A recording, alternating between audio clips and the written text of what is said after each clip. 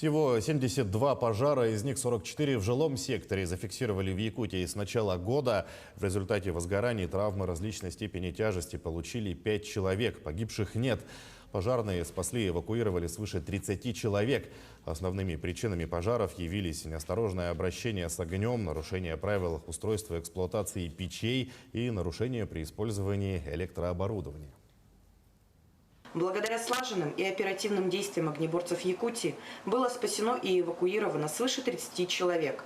Ярким примером доблести и мужества огнеборцев является пожар, произошедший 7 января в многоэтажном жилом доме по улице Стадухина в городе Якутск.